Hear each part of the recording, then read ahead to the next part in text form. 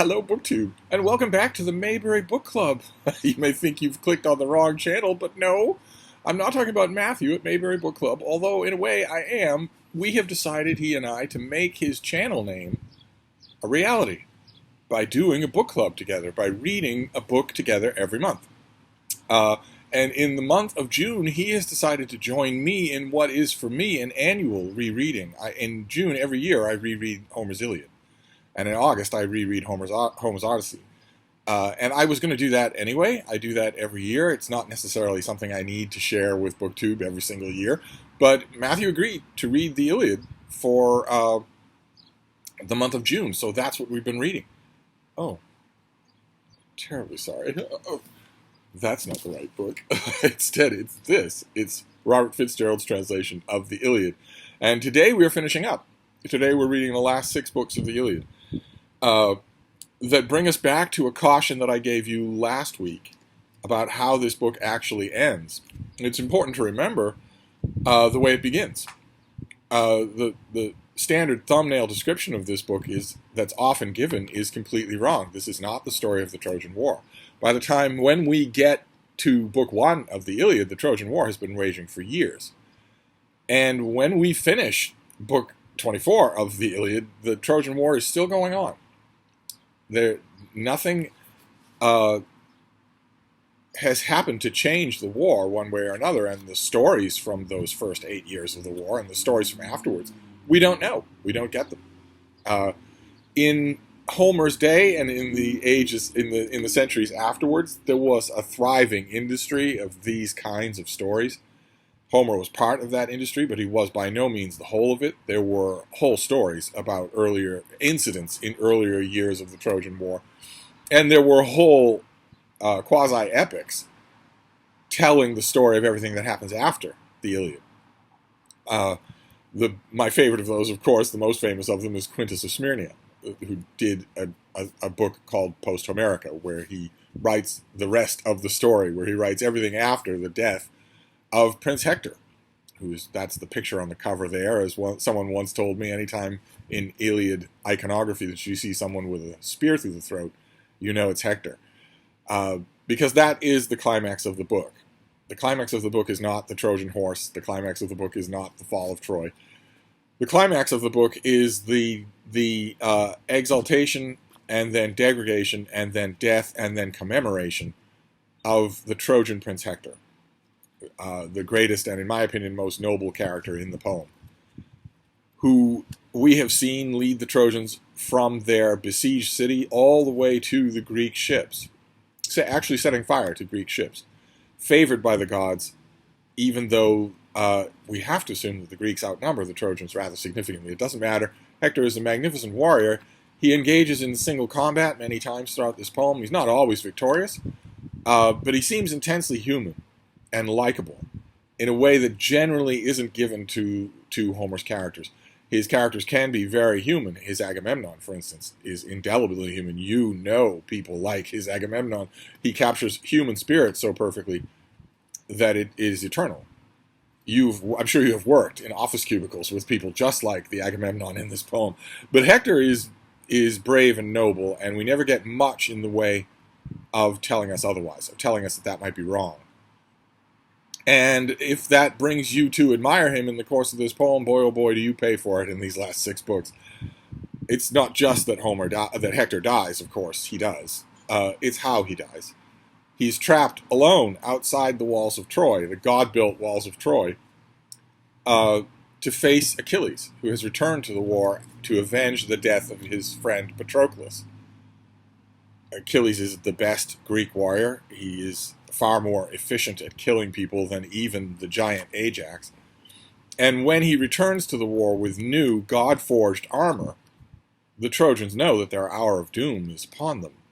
And more specifically, Hector knows that his hour of doom is upon him, but he fights against it, resists it, thinks if I get a chance, surely this is possible.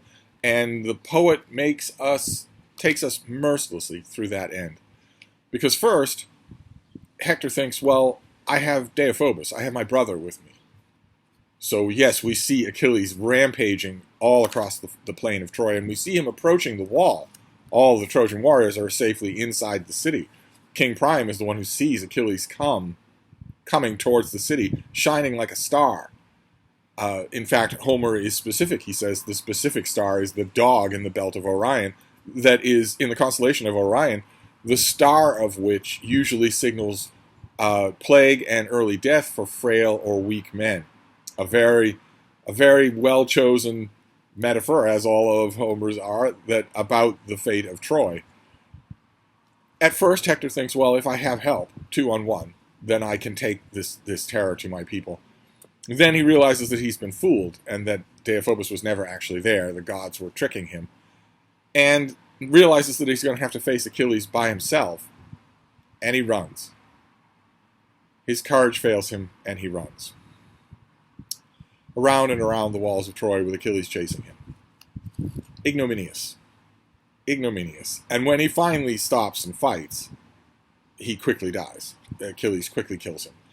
I wrote a novel about the Trojan War called Troy War. My novel was not just the events of the Iliad, it was the whole thing, from the golden apple that is printed to the fairest, all the way to the destruction of the walls of Troy long after all the participants are dead. And the climax of my book, as a tribute to Hector in the Iliad, the climax of my book is also the death of Hector. That is the dramatic hinge on which all of my events turn.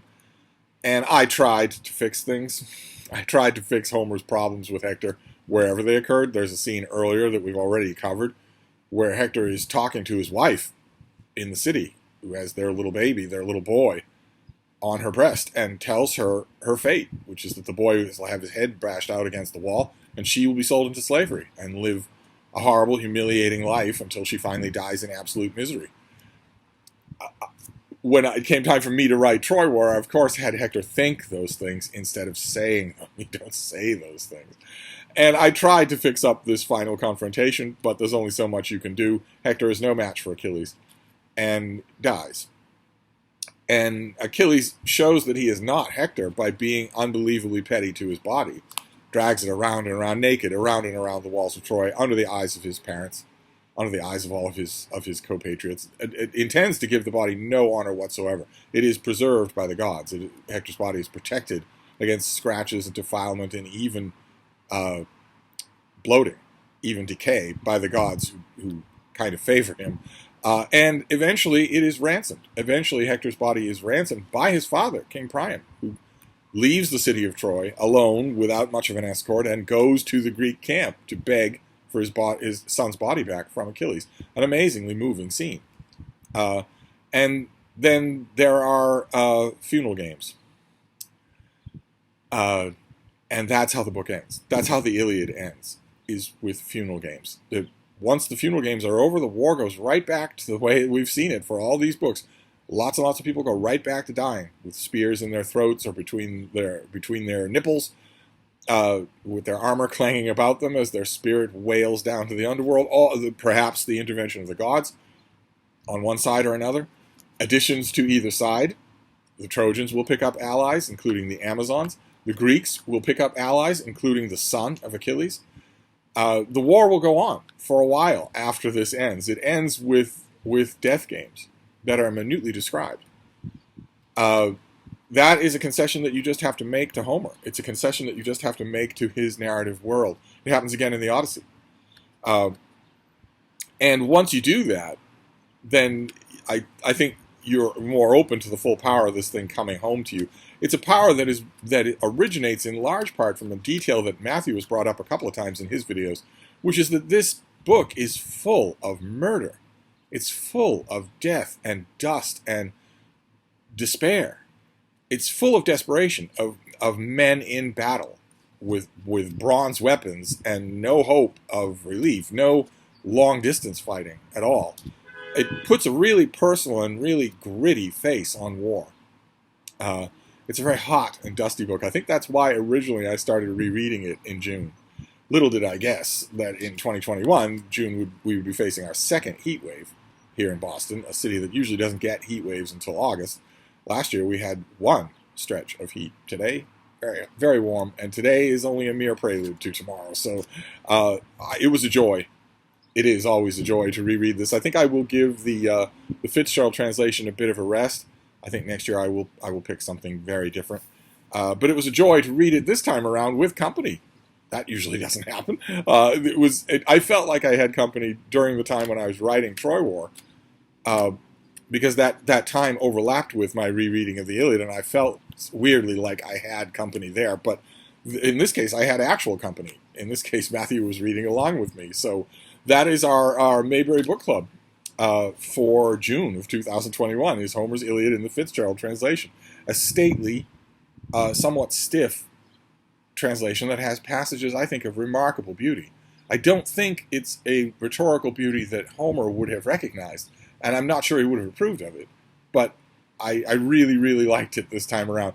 I'm done with it for now. I don't think I'll go back to the Fitzgerald translation for a few more read-alongs, rereads of this poem, and I'm kind of leaning against a Fitzgerald translation of the Odyssey when I do that in August. But I don't know that Matthew is going to want to sign on for the Odyssey in August. I'm not expecting it. I'm going to reread it anyway. We might pick a different book for August. But in the meantime, that wraps up the Iliad. I hope that you all enjoyed it, and we will move on to our next book, our July pick, next week.